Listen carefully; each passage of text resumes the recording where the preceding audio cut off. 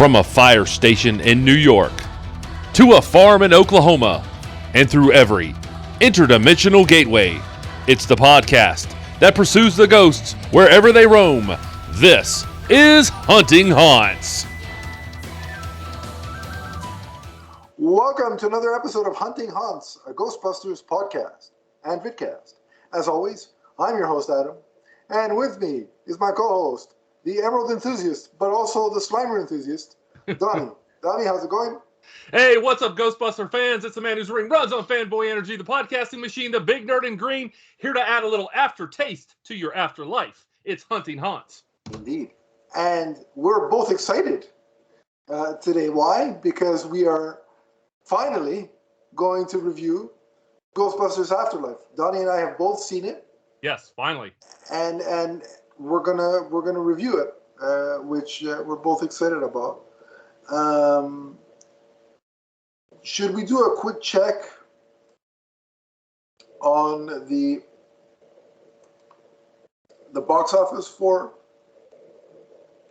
If you would like, go ahead, sir. Yeah, let's do it. I'm just pulling up. Right. I'm just pulling up the website that I usually check for box office related matters. But if you're wondering, the film is available on video VOD. Mm-hmm. On multiple streaming services. Yeah, Amazon, Voodoo. Right, exactly. So, like, there's literally so many options to watch it. And so, if you are, does the Blu-ray hit a different date up there? When does the Blu-ray and DVD come out? Blu-ray hits in February, I think, here. Yeah, ours is February the 1st. That's what the latest info I saw. Yeah. Yeah, same time as us. North America is the same, and then. Okay. Same ghost time, same ghost channel. Yeah, and then the Europeans get it at a different date. But Donnie, my question to you is: are you going to go for the Ultimate Edition, or what are you going to? I'm not sure at this point. We actually bought it on Voodoo to have. Okay. So we now have a digital streaming copy. Right. So yeah. We didn't just rent it. So. Yeah. Right. Okay. Fair enough. I'm still going to get a physical. I just don't know if it's going to be the Ultimate Edition, because the Ultimate Edition has all 3 films with a host of new special features. So. Right. I may, but I'll get a copy. I just like a physical. I just don't know which one. I still like physical copies, so eventually I'm going to pick up one of them. Especially like films that I really love. Mm-hmm. I get the physical. If it's a film that I just casually like, and know I'm not going to watch ever again beyond the first viewing, then I'll just stick with digital. But Ghostbusters. Obviously, we're doing a Ghostbusters podcast. We love Ghostbusters. So. Yeah, absolutely. All right, so I have the updated stats for the box office. Okay, hit us. Domestic box office. It's sitting at $123,924,000. International box office, again, it hasn't opened up in all the territories yet. It's at $61.3 million for a grand total so far of $185.2 million on a budget of $75 million. Wow. Yeah. So that's another big win for Sony this year. Oh, Sony's. Or in the last year, not just this year. Sony's laughing this year.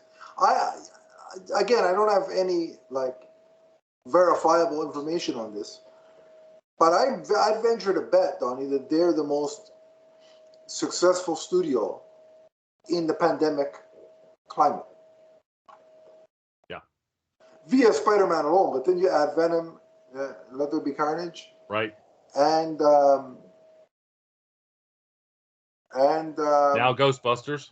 Yeah, it's pretty. By the impressive. way, if you like Venom or Spider-Man, tune into the Marvel Masterworks podcast, available right here on YouTube. That's the Marvel Masterworks podcast, part of the Multiverse Musings podcast network.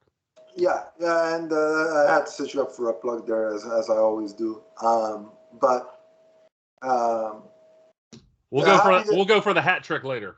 Happy that the film is doing well, and we'll talk about potential follow-ups throughout the course of this review because there is some room for that discussion.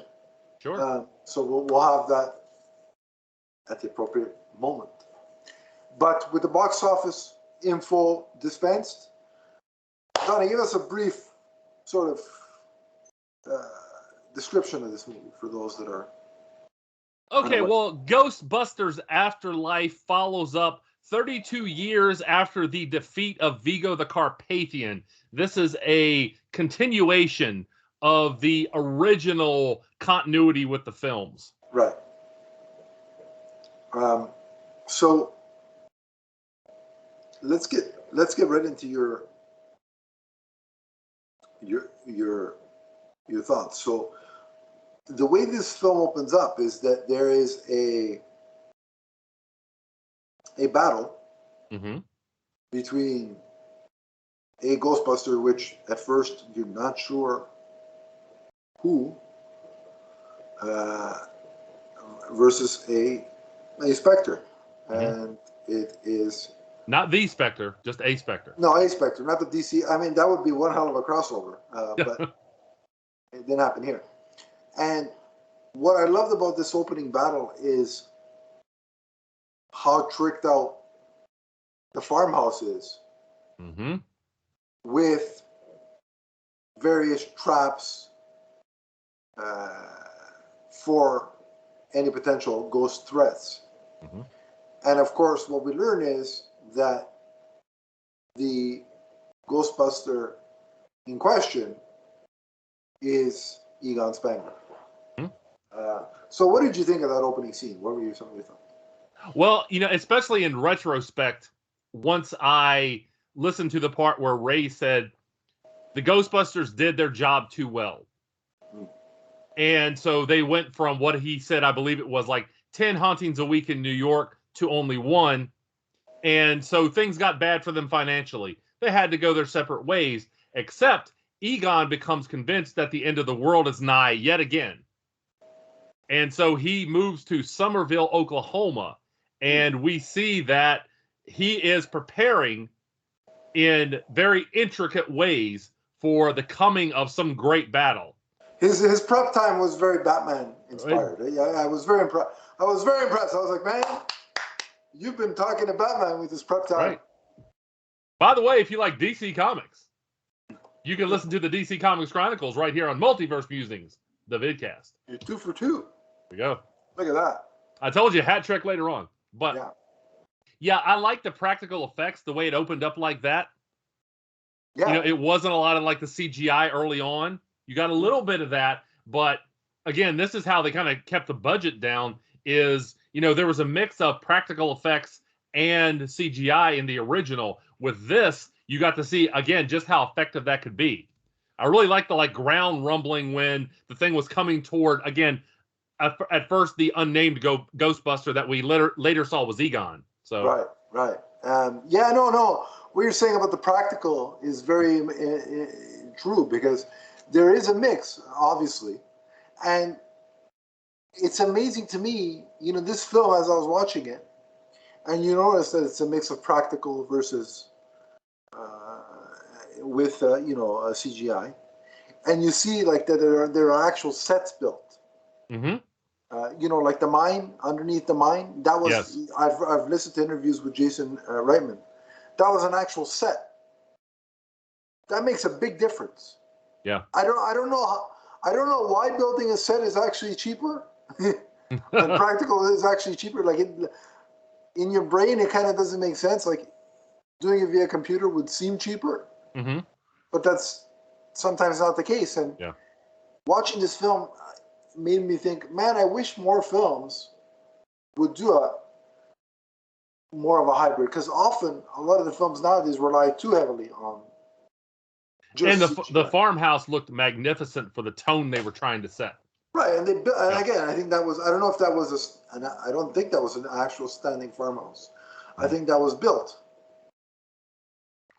And all of the spray paint and the signs around it to make it look like This is somebody who has kind of become hyper focused on Right. something that, again, a battle he is fighting alone, Batman-esque, as you said earlier on. Yeah. So, And I gotta be. Go ahead. No, go. And during this fight, we see that Egon, he goes into the farmhouse and he hides the trap under the not the trap. What am I thinking of? He hides it into the parlor floor. Proton pack? Yes, he hides it in the parlor floor. And during the fight with this entity, he suffers a fatal heart attack. Yeah. Which was... That was difficult to watch because, of course, Harold Ramis is no longer, with us. So that hit harder seeing something like that than you would if it's another character in a film that the actor is still alive and well. This may ruffle some feathers, but who cares? I'm used to doing that at this point. If Ben Affleck's Batman meets his demise in The Flash, I'm not going to be all too broken up about it because I know Ben Affleck is still alive. You know what I mean? Mm-hmm. Yeah. So it hits different when the actor that we're supposed to assume is, or that we recognize with that character, is no longer with us. So, but I think it was, in the circumstance, I think it was handled very well, given the circumstances. Yes. And I would echo your sentiments too. It was difficult to watch knowing that Harold Ramis wasn't going to be in the film, bodily. Although I will say that what they did for him. Oh, the emotions we're flowing. We'll get there. When we get to the end, yes, they were, wow. Anyway, let's get back to the narrative here. So the scene switches to modern day. We see Callie, Egon's estranged daughter, and her two children, Trevor and Phoebe, barely making ends meet. So what was your initial impressions of the family? I really, that's the beauty of this film for me, is I really enjoyed all the new characters. And for what I think makes this film work is there is a mix of nostalgia that hooks you in, but also there's likable new characters that you get invested in and can relate to. They brought a lot of young energy to this film. Right. They did plenty of giving you new material from what had been set up. We saw the old commercials. Yeah. We saw Phoebe watching the old commercials. There was plenty of that, but this wasn't just a redux of what we had seen before. While it was difficult to hear Egon's daughter talk about him in that way, right? Because we know Egon is in a different context. Yes. Than she does. Like, for us, he's a scientist. Like, he was so selfless to the point where, I would say all three of them risked and sacrificed their livelihoods to save Earth and humanity multiple times. Although we do hear that there is some bad feelings between some of the Ghostbusters. Ray obviously had some animosity towards Egon because of the way things ended. Right, but to hear but for us, hearing that is different because we view him in a certain way as an audience member, right? Mm-hmm. But as difficult as it was to hear her talk about her father in that manner, I also understood it. Like, from her perspective, the guy left me and my mom high and dry. Right. Like you can understand that. And her kids are kind of going through the same thing. Mm-hmm. And what they really hit home is that she is basically serving as mom and dad here. Right. Helping her son cut his hair,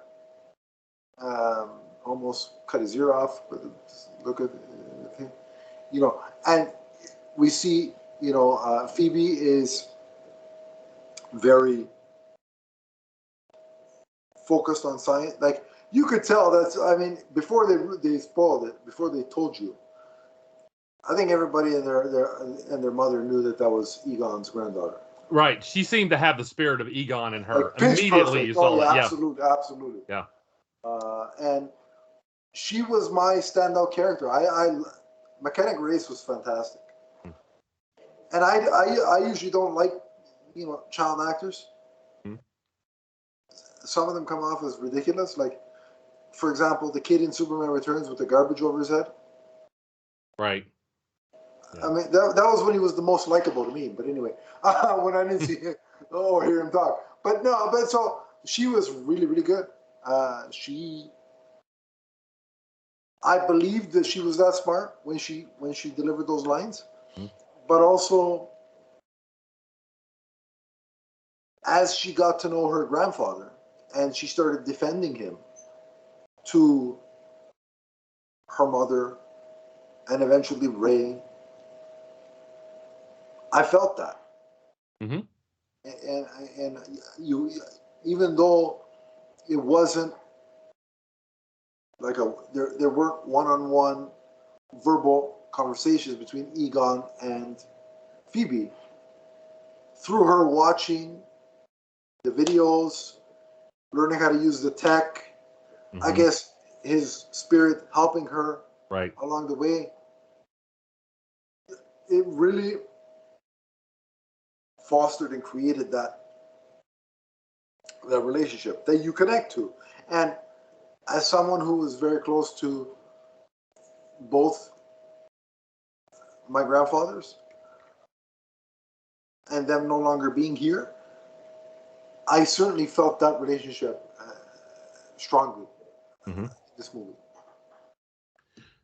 Well, what we actually see here is that they are evicted from their Chicago apartment and they move to Egon's farm, which, as we know, there's very little on the farm in terms of like monetary value. Yeah, you ain't gonna get anything for it. Right. I mean, in the real world, Ghostbusters aficionados would buy that stuff on eBay. Sure, sure.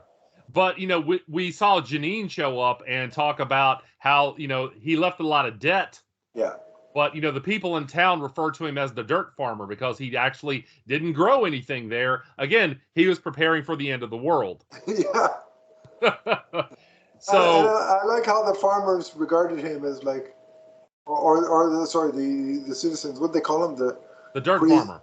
Yeah, the crazy dirt farmer. Yeah, the crazy dirt farmer. Yeah. Yeah.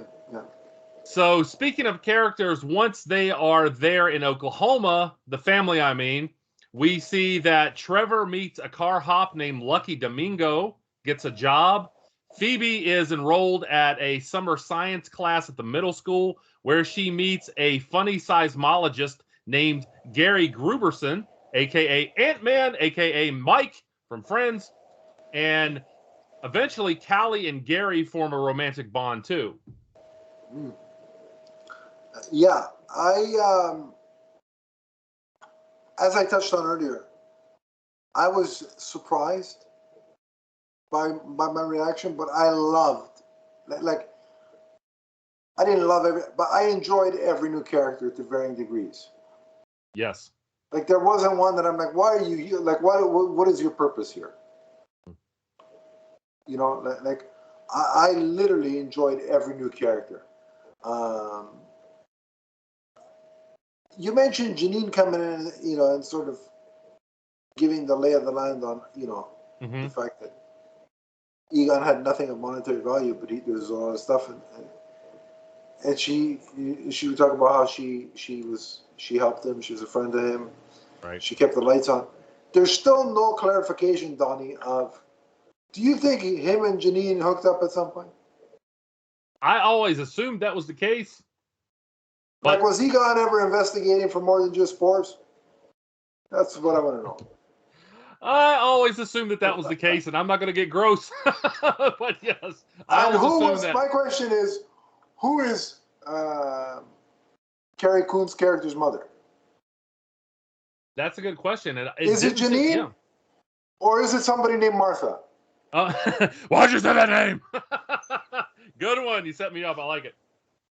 Yeah, she didn't seem to acknowledge that that was the case. So Yeah. that's a good question. I want to ask Jason Raymond, if you're listening, you're not, but if you are, Right. who's the mother? Get Maury Povich in the sequel, and let's figure this thing out. Well, speaking of things that happened in the movie, Phoebe is the first to discover that the house is haunted, and she finds Egon's PKE meter. That's what I was thinking about. There we go. Yeah. The PKE meter. Remember, that's under the chair that Egon was in when he was killed. Yeah. So we see an unseen ghost at this point lead her to the hidden ghost trap, where while Trevor finds and repairs the old Ecto-1 vehicle, which I'm always up to see Ecto-1 again. Oh, I love that car. Mm-hmm. There are 3 movie cars that I'm just in love with, and that is the 89 Batmobile, the Ecto-1, and the DeLorean from Back to the Future. Oh, okay. Like, those are my top 3 movie vehicles. Well, that's certainly a good list. Yeah. So Lucky takes Trevor to an old mine shaft where they witness this like explosion of like kinetic spectral energy. Phoebe shows the ghost trap to her new friend. This is another new character, Podcast. I really like this guy. You know what? I need to get one of those, like those big like mics that he had, and like go down the street and do like a live Emerald Echo where I just randomly ask people about their opinions on Green Lantern. Yeah, and see how many would know what the hell you're talking about. Exactly. Hey, what do you think about the Anti-Guardian? How many would say, wait, you mean the dude from the cartoon? Because that's what I thought it was back in when I first got back at the comics. The guy from the Justice League cartoon? Sure. Although we have a couple cartoons now, so they may know different people. Yeah. Yeah, that's true. Yeah. And so we also see that Gary reveals. By the way, if Simon Baz gets a lot of mention in those hypothetical interviews, you got to send it to Phil Bola. Exactly, I would. Simon Baz edition. So we also see here that Gary is a fan of the Ghostbusters. Yes. And he is also aware of the fact that there's all this seismic activity around this area, even though they're not on a fault line. Something's up. He realizes that something is amiss here. I really like the Gary character. And it's funny because he's so smart. Being a seismologist, he's very intelligent. But, he's the summer school teacher is basically doing the equivalent of what our supply teachers used to do when I was in school, which is just put in a movie and let them go to their own devices. Exactly. And I'm like, yeah, that's about right. It's about right. And he puts on Cujo. You got to give him credit. Yeah, I was going to say, I mean, that's a good one. And Cujo was the nickname of one of the Leafs' old goalies, which I was a fan of. So, points for you, Paul Rudd. I like it. Well done. The first time I watched Cujo, I was like 16 years old, and I just gotten home from a football game, and I had a big bunch of roast beef, and I put a bunch of barbecue sauce on it, and this is right when Cujo's ripping somebody's throat out, and I'm like, okay, this is a little bit more difficult to eat than I thought it was going to be. But anyway, so that's a different podcast. Yeah, the Cujo podcast. Yeah. So from the first mole to the last. So we see actually that the entity that is behind it all is a very familiar name, and that is Gozer the Gozerian. Indeed. I just can't get over the whole. I love that mindset. I was really enthralled with that location. I would agree. Now we do get a look at a new ghost here, and that's a ghost named Muncher. Yeah. Who likes to eat, devour, and then regurgitate as a weapon bits of metal. That's a little disturbing. Yeah, exactly. But that's kind of the first formation of the new Ghostbuster team here is when they get Ecto-1 to work, and then Phoebe has already found Egon's equipment, and they use that to capture Muncher. Yeah. And I liked how there was like a progression of, they start out by just testing it out, Mm-hmm. and then have to put it into practice, and it doesn't go perfectly. They lose the ghost. Yes. This to me is a very important thing, because I hate when movies and TV, the person picks up a bow and arrow, to quote Arrow for the first time, and after 5 minutes with Oliver, man, I'm an expert. Yeah, all right. It's like I hate when they do this stuff like that, because it's not realistic. Oh, these characters weren't Mary Sue's. They were flawed. Yeah. Yeah. And in fact, when they're trying to eventually capture Muncher going through the city, they do more damage than the ghost did. Yeah, I mean, they don't do Superman, Man of Steel level damage, but a fraction of that. That would be hard for any human to do. Even a team of them. So yeah. So there are two things with the Ecto one that really, I was in heaven watching. Just it ripping through the cornfields.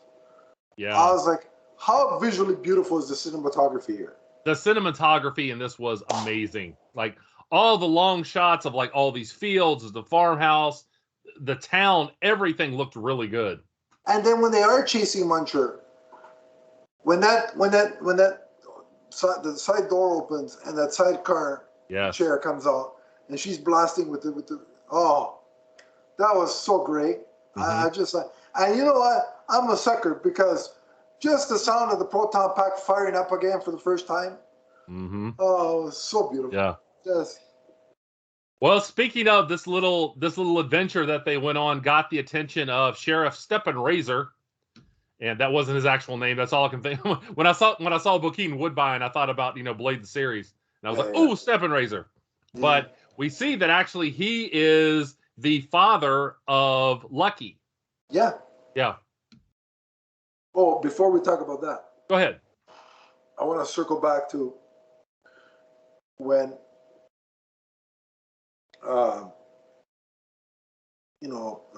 Gary Gruberson realizes that Phoebe's super smart, and the first time he sees the PK, what did she bring? What did she bring? The containment unit. Right. She had that. Yeah, and then he's like, "Don't you know what this is?" And when he realizes that, and then he shows them the YouTube video, and he's like, "New York in the '80s was like The Walking Dead." Yeah. And it made me think of one thing, which was in relation to Ghostbusters and The Walking Dead. Hashtag Ghostbusters is the blueprint. Yeah, you got a point there. Yeah. I did. And I said that as I was watching the movie. That's cool. But carry on. Carry on. So Trevor, eventually they are, of course, released out of prison. Trevor and Phoebe and Lucky and Podcast find a temple dedicated to Gozer inside a mine, and it also it's a gateway between the dimensions. Yes. And this is what Egon was concerned about. Again, another trek from a dimension for Gozer, another world-ending threat. Yeah. Should we talk a bit about... I like the fact that you see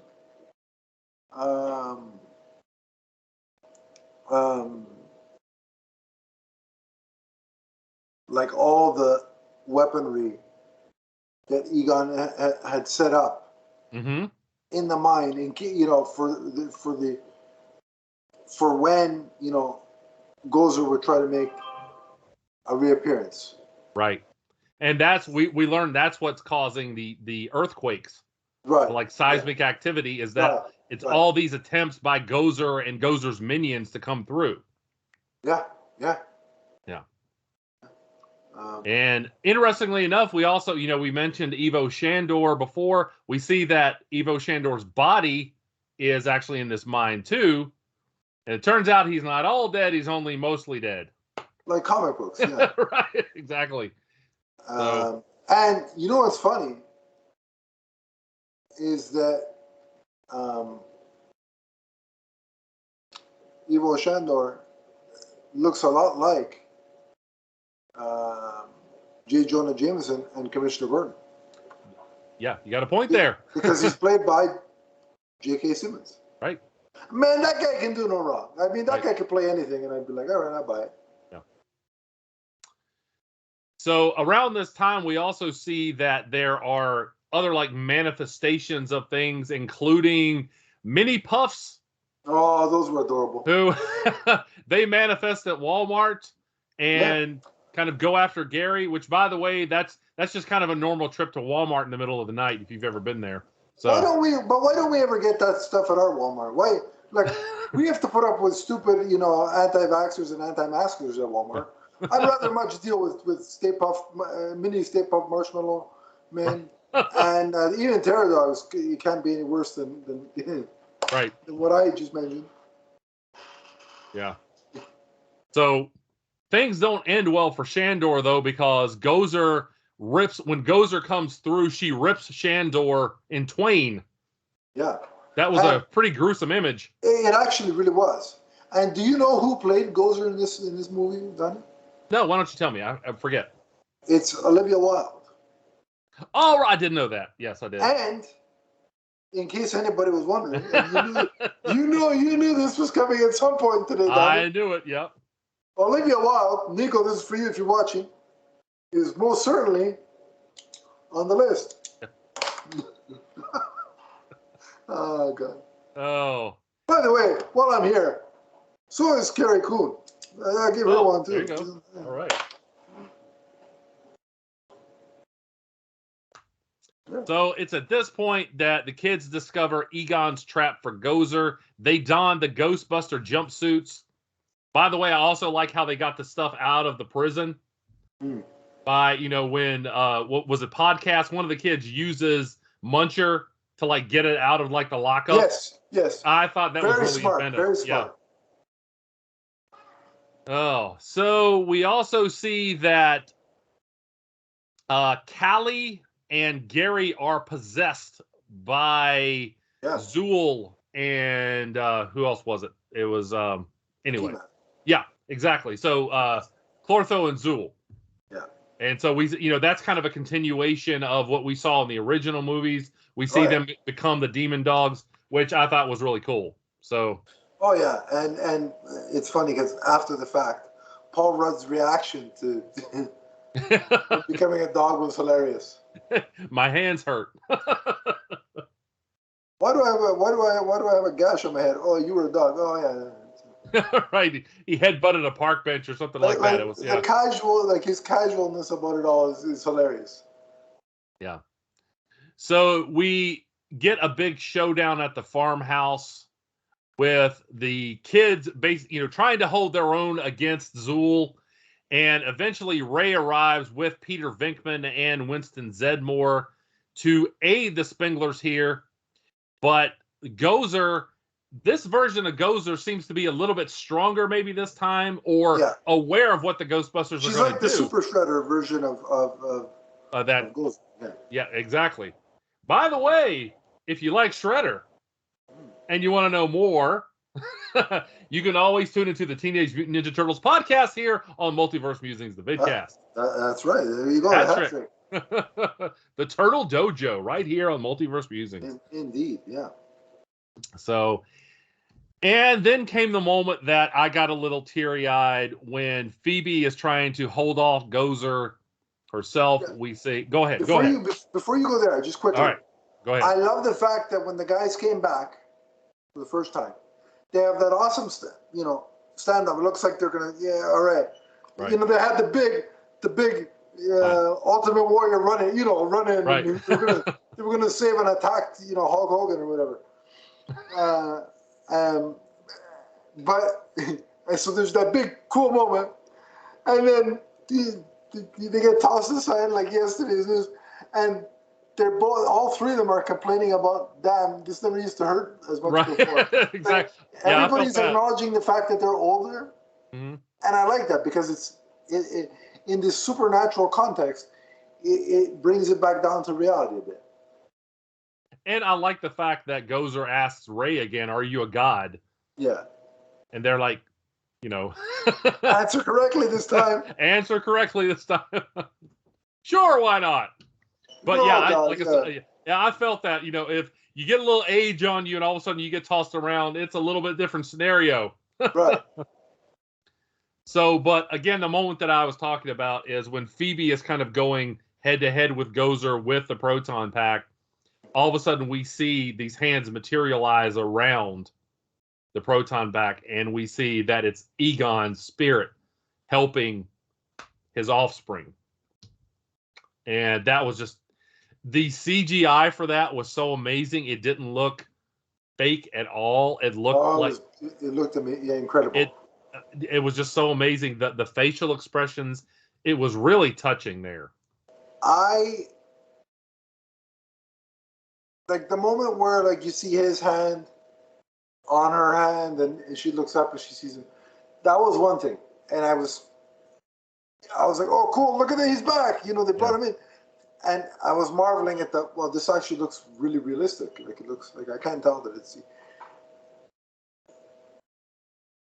the part that broke me and where I lost it emotionally was the whole portion where he's reuniting with his family.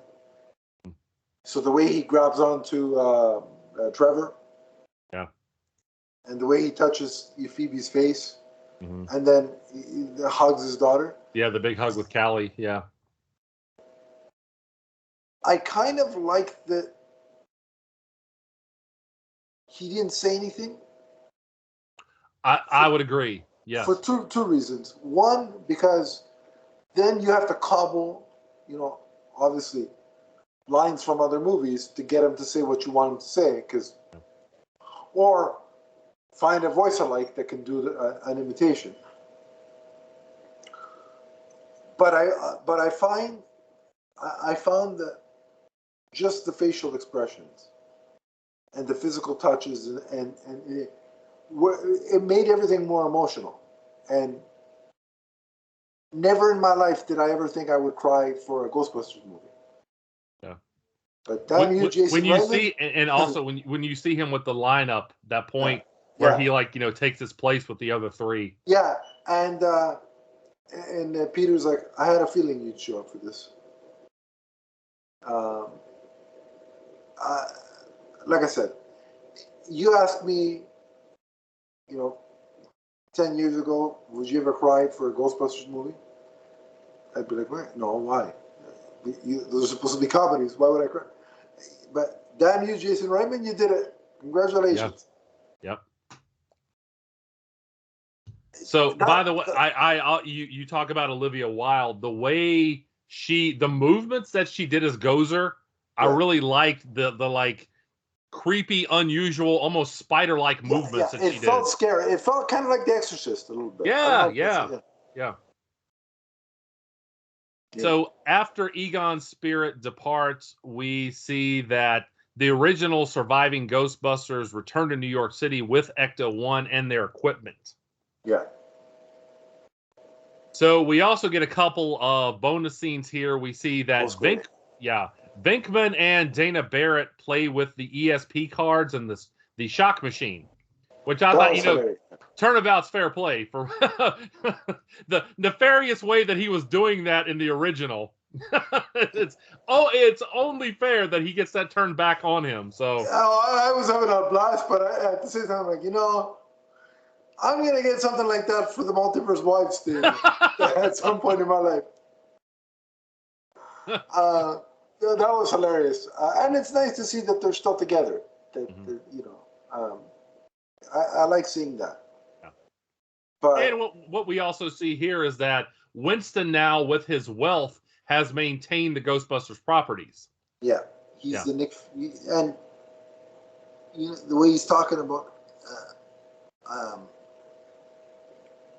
I may own businesses, I may have money, but he's like, in my heart, I'll always be a Ghostbuster. And I think what this is, I like this for a couple of reasons. I think it's nice to give that character this kind of payoff, because it seemed to me like he was, at least from the perception of the audience, he was always the least talked about, most undervalued member of the team. Mm-hmm. You know, everybody always talks about Egon, Ray, Peter, but it seems like to me that Winston was always, oh yeah, and. So Right. I like that he got the big payout. Like he was the I would agree. most successful of the bunch. And Ernie Hudson did a magnificent job.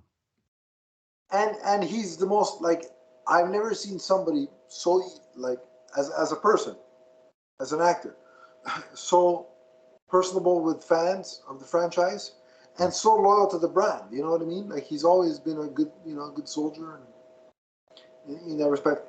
So to have that for his character, I think is very good, and it also sets up his character as, I think it's very key that we see the firehouse at the end. Like that's right, and sort of the containment unit, right, being turned on and making some noise. Mm-hmm. It's a key indicator that the franchise will continue. Yeah, we see a light flash on the containment unit, and that suggests that there's more to come. And I think it will be largely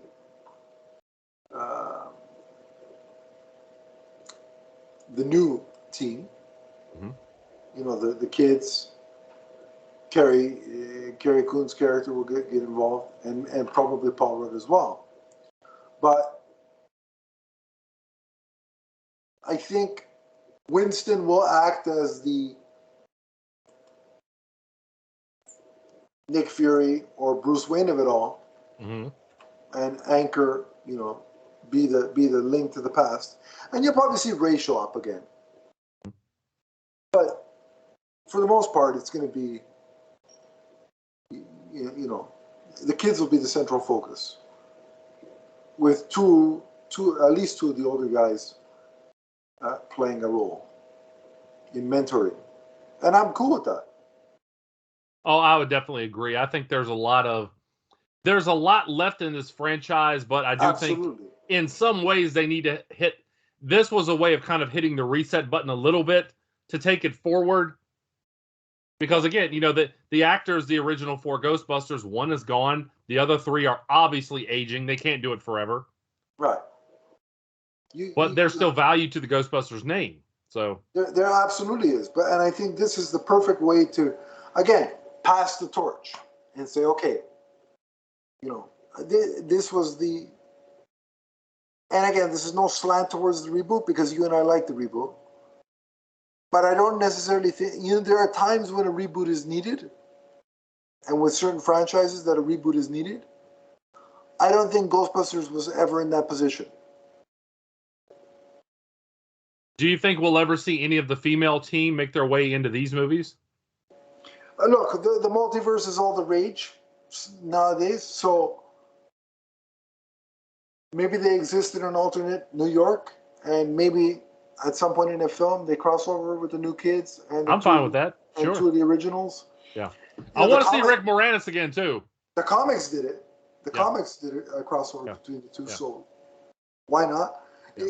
I don't think it'll be the whole team. I think it'll be, because I don't know that all, after the experience they had, I don't think all of them would be willing to step back in. Yeah. I think Kate McKinnon would come back probably for something like that.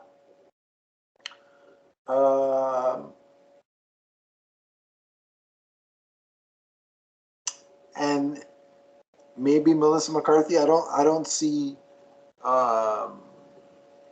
Kristen Wiig or what's her name? Leslie Jones. Yeah. What Leslie had to go through was just what they all had to go through was what unacceptable. They all went through was terrible. Yeah, but what Leslie went through was there was another layer. Despicable. And I thought, look, listen, that kind of behavior is going to get out of every fandom. It's ridiculous. It's stupid. Exactly. But so I think you'll see 2 of the 4 of them back, but I could see it someday via the multiverse. But I don't see all 4 of those ladies all agreeing to come back. Speaking of multiverses, how about the Ghostbusters from the 1975 TV series? I think that one's a no. Okay. The ones in the the jalopy with what was it, Tracy the gorilla or whatever. Yeah, I keep hearing. I've never seen that. I actually remember the cartoon. It was on at like 6 o'clock in the morning before I went to school, so I actually remember the cartoon. I've seen a couple episodes of the old live Was it action any show. good? The cartoon? I thought it was great. It was done by, what was it, Filmation? Filmation, yeah. Yeah, And they have a good rapport with me because He-Man. yeah. And so it was a lot of those type of visuals. So I might have to check it out at some yeah, point. yeah. It's very different though than Oh yeah, of course. Yeah. yeah. But yeah, so I like the setup for future. I think we're in a good place. I think that's what this film does. It honors the past, but sets the table to move forward. And I got to say, the third act was looked fantastic. Oh, I Again, would agree. Yeah, that's where they used the money for the special effects, and it looked magnificent. right, but also the melding of the practical set with the visual effects, and how they brought back Egon is amazing to me. I loved it. So, is there anything else you wanted to talk about before we wrap up with a final rating? No, I was very happy to see this franchise continue in live action. And again, if you like what we're doing here, tune into our comic book podcast when we talk about the Ghostbusters comics as well as the animated series. Mm-hmm. Indeed. But all right, so let's do final thoughts and a grade. Go ahead, sir. Final thoughts. Well, I just pretty much gave you my final thoughts. I think that this is a magnificent way for this franchise to continue. There's still plenty of interest in the Ghostbuster name. It's not something that's been left in the past. This is a good way to open a new chapter. And are we doing letter grades or out of 5? Rating wise? Letter. I'm going to give it an A-. My only issue, it started a little slow at the beginning, like once after the initial scene. Things were a little slow for a while, but beyond that, I have no really major complaints about the way this was handled. Fair enough. For me, like I said, I mean, this took me through every range of emotion possible, this movie. Like, I had a jump scare or two. Yeah. I laughed. I fist bumped. And I certainly did cry. I think there was a beautiful mix of nostalgia and a fresh interpretation here. It's what you want when you're dealing with it. This is the perfect legacy type sequel. This is the perfect formula to make a legacy sequel. Ultimately, I'm going to call it as my personal favorite film of 2021. And for that reason, I'm going to give it an A+. I absolutely loved it. And I hope we see more down the line. But that's going to bring this episode to an end. We hope you enjoyed our thoughts on Ghostbusters Afterlife. Share with us your thoughts on the film if you've seen it. If you haven't seen it and have made it all the way to the end of this review, well, you've been spoiled. So quite a lot, actually. Yeah. Hope you can still enjoy the movie, but when we did the review, we assumed that if you're watching this, you've seen it. So if you want to talk with us about Ghostbusters or any other nerd-related topic that we podcast about on this network, you can on social media. So, Donnie, where do they track you down? You can find me on Twitter as the Emerald Enthusiast. Let's talk Ghostbusters. Let's talk collectibles. Let's talk comics. Let's talk Green Lantern. Awesome. And if you want to find me, it's at Adam_LeafsFan on Twitter. The podcast network has its own Twitter page at MMNPDC. We have a Facebook page which is linked in the description below. Click it, I will add you, and we can continue the conversation there. But until next time, remember that the Ghostbusters are forever. From the first bust to the last. So long, everybody. So long, everyone.